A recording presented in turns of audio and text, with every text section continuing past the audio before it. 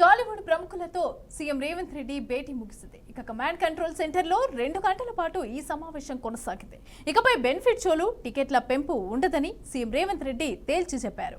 అసెంబ్లీలో చెప్పిన మాటకు కట్టుబడి ఉన్నామని తెలిపారు. టాలీవుడ్ సమస్యలు పరిష్కరిస్తామని సీఎం హామీ ఇచ్చారు.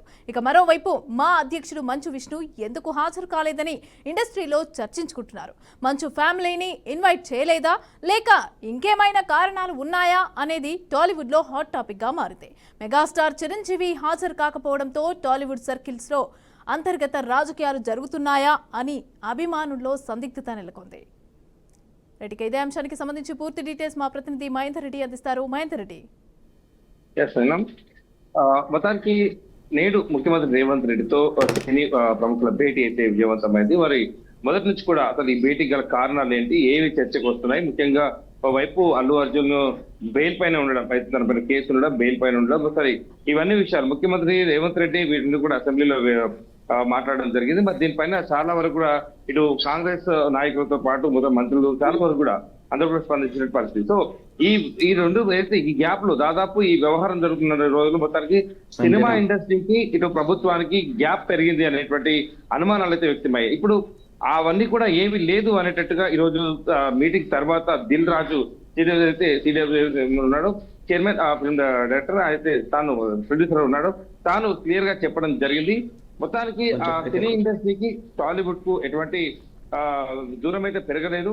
మేమంతా కూడా ప్రభుత్వం ఎలా చెప్తే అలా నడుచుకోవడానికి సిద్ధంగా ఉన్నాం. అలాగే ప్రభుత్వం మాకు కూడా కొన్ని సూచనలు చేసింది. ముఖ్యంగా దాంట్లో టికెట్ల అంశం, ప్రీమియర్ షోలు కావచ్చు, టికెట్ షోలు కావచ్చు, ప్రీ రిలీజ్ కావచ్చు, ఇవన్నీ కూడా అంశానికి రావడంతో మొత్తానికి వాటిపైన ముఖ్యమంత్రి రేవంత్ రెడ్డి మాత్రం చాలా సున్నితంగా ఏమీ మాట్లాడకూడదు, అసెంబ్లీలో నేను మాట్లాడను కాబట్టి ఇక వాటిపైన చర్చ కూడా అనవసరం, ఆ టికెట్ల పెంపుదల ఇవన్నీ కూడా అనవసరం అనేట్టుగా సున్నితంగా ఆ టాపిక్ ను తిరస్కరించినట్టుగా తెలిసింది. అలాగే ఇప్పుడు మొత్తంగా ప్రధానంగా ఈ ఇండస్ట్రీలో జరుగుతున్నటువంటి ఒకే ఒక పదం ఈ డ్రగ్స్ వ్యవహారం. ఈ డ్రగ్స్ వ్యవహారంలో కూడా అందరూ బాధ్యత తీసుకోవాలి.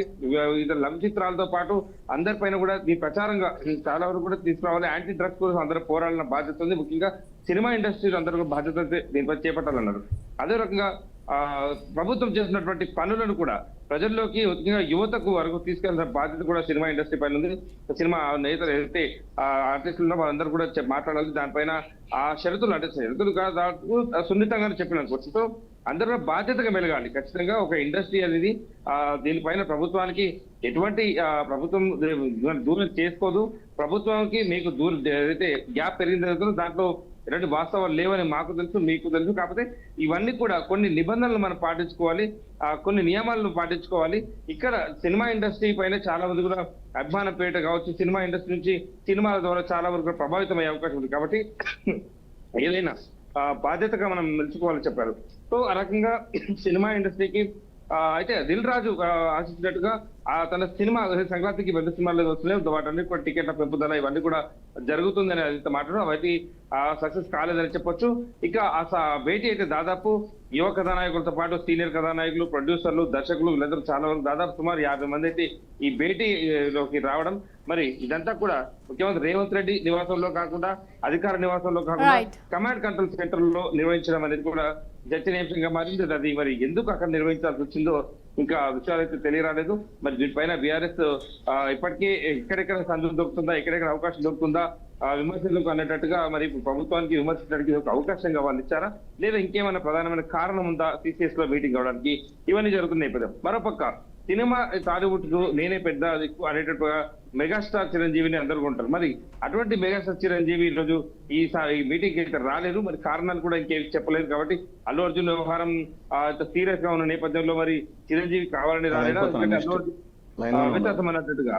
సో ఇవన్నీ జరుగుతున్న క్రమం. అయితే ముఖ్యంగా సినిమా ఇండస్ట్రీ కోసం మా అనేది అయితే ఏర్పాటు చేసుకున్నారు. ఆ మా సంబంధించినటువంటి అధ్యక్షుడు మంచు విష్ణు. మరి అలాంటి మంచు విష్ణు సినిమా ఆర్టిస్టులు కావచ్చు, సినిమా ఇండస్ట్రీ కావచ్చు, మొత్తానికి ఇబ్బందులు సినిమా ఇండస్ట్రీకి మా విష్ణు ఉన్నటువంటి ఏదైతే మా అధ్యక్షుడు రాకపోవడం కూడా చాలా వరకు చర్చనీయాంశంగా మారింది. మరి నిజంగా మంచు విష్ణును ఆహ్వానించలేదా? ఈ వరుసగా మంచు కుటుంబంలో ఉన్న కలహాల దృష్ట్యా కావచ్చు, మరి ఇంకేదైనా కారణాలు ఉన్నాయా? పోనీ మంచు విష్ణు ఒక మా అధ్యక్షుడు హోదాలో ఉంటూ కనీసం ఇంతమంది భేటీకి వెళ్తున్న నేపథ్యంలో ఒక ట్వీట్ చేయాలి బాధ్యతగా. మా టీం అంతా వెళ్తున్నారు, సక్సెస్ కావాలని ఏదైనా చేయాలి.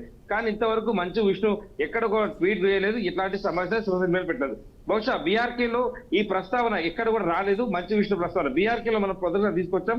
మరి బీఆర్కేతోనైనా ఆయన స్పందించి ఇప్పటికైనా మరి ఏదైనా దీనిపైన స్పందిస్తారా లేదా అనేది చూడాల్సిన అవసరం అయితే ఖచ్చితంగా ఉంది. మా అనేది చాలా వరకు చాలా పెద్ద ఒక ఆర్గనైజేషన్ గా వాళ్ళు పెట్టుకున్నారు, దానికి ఎలక్షన్ నిర్వహిస్తారు. ఎందుకంటే సినిమా ఇండస్ట్రీ చాటక బతకాలని కూడా వాళ్ళు నిర్వహిస్తారు. కానీ ఇటువంటి కీలకమైన మీటింగ్ కి మంచు విష్ణు రాకపోవడం మాత్రం Right. చాలా వరకు